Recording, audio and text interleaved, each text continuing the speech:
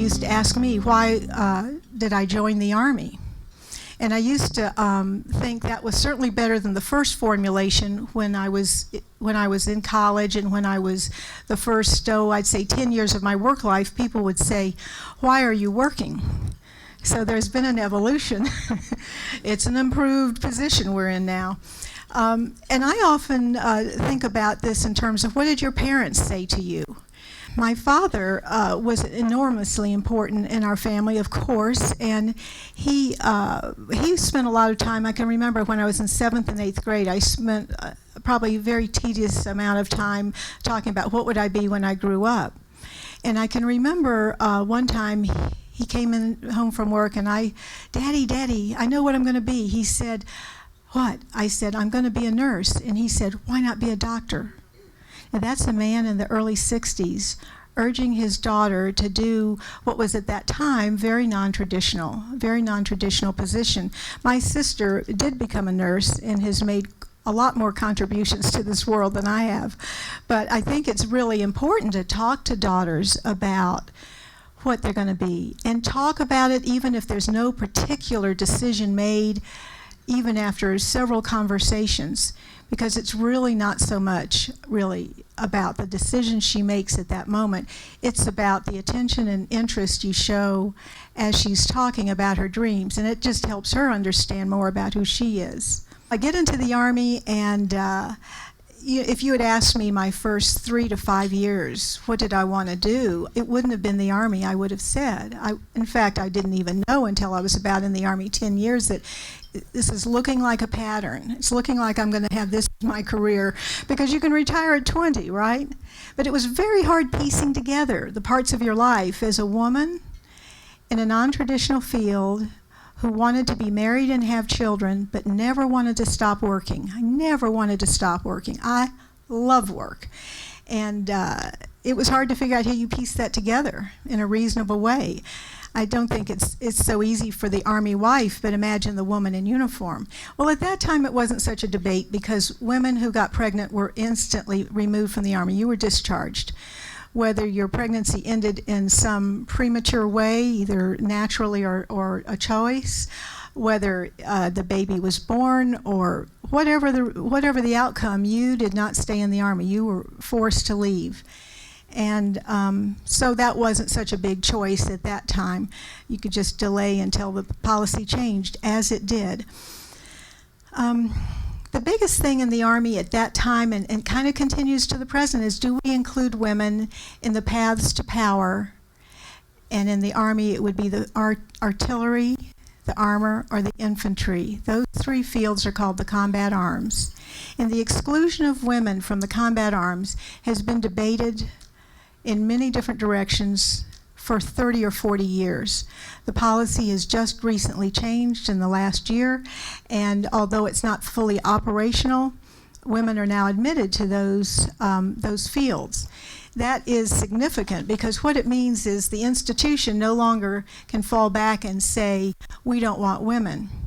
The thing I read that was striking, and I've never seen it contradicted, and I asked people who were social scientists at the University of Maryland and also in RAND, a research think tank kind of an operation, what they thought of it, and everyone agreed. They said, if you're just talking about 2 groups, let's say white and black, or men and women, I don't know what happens to the data if you've got 3 or 4. If the minority group reaches 17% or higher, you've got smooth sailing. Women, let's use that example, women feel like they are accepted and part of the majority group, and the men feel like the women are part of their group too. It all comes together once you reach that threshold, which explained to me why it felt like we were just treading water for so long in the 90s. I felt like, oh my gosh, 14% of the Congress, 14% of the governors, 14% of what you name it. It never did seem to budge, and the lesson for that was, don't give up. Never give up. That number will break, but it won't unless we each individually and as part of a team work on it together. One of the things that I did when I retired was I wrote a letter to myself and said, what do I want to have done 10 years from now? This wasn't my idea. It was part of a little leadership thing I was taking part in. And I wrote the letter to myself, and the Leadership Institute mailed it to us a few months later, and I thought it was brilliantly worded. But as I recall, I think I've got the letter somewhere. I have every other scrap of paper. As I recall, I wanted to end poverty and end hunger, and I had 10 years to do it.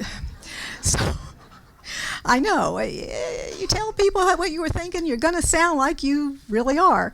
So I wasn't sure how I was going to do it, and I was pretty sure it wouldn't be an I, it'd be part of a team. And within a couple of years of retiring, I ran across Opportunity International, and it was like a bolt of lightning.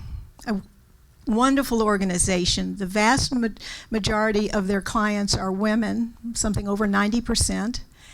These are very poor people. By very poor, I mean people that don't get 3 meals a day. I'm talking about living on $2 or $3 a day. Granted, it's in a lower scale of economy, but it's still called starving if you don't get at least 3 meals a day of reasonable number of calories. These women and some of the men that participate cannot get traditional loans from the banks because they don't have collateral. And there's nothing that forces any of the people who hold money in many of these countries to loan it. But Opportunity does. Opportunity International has thousands of success stories. They have millions of clients today. It's grown in the last 10 years or so, not due to me, but their own fabulous work. But what happens is successful business women have fewer children, and they are able, because of their money, to buy the uniforms and books so they can send their children to school. For every year of school any given person has, it means one less child they will themselves have. The data shows this. So now you're necking down from 11 children on average to 4 or 5 or 3 or 2. That gives the country, not just the individual, much greater economic development, greater stability and security for their country and for ours. This is a program in 22 countries. In our world, education is more important than any other significant factor in individual or national security. So what have I said here? I've said, first of all, exclusion is not a best practice. Women not only see things differently, we see different things. That businesses do better when women are on the boards and women are CEOs, and Wall Street Journal has articles on it.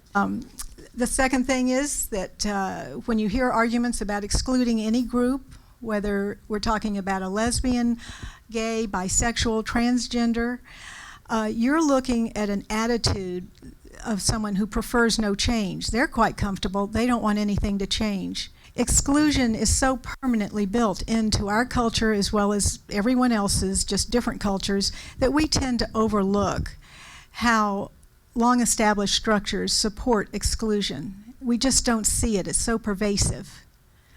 And I guess my third point is, well, if Claudia is arguing that exclusion from paths to power is not based on individual merit, then what do I do as an individual to somehow make things better, to improve this world, to give a path to other people that come behind me who will have many more paths to choose from?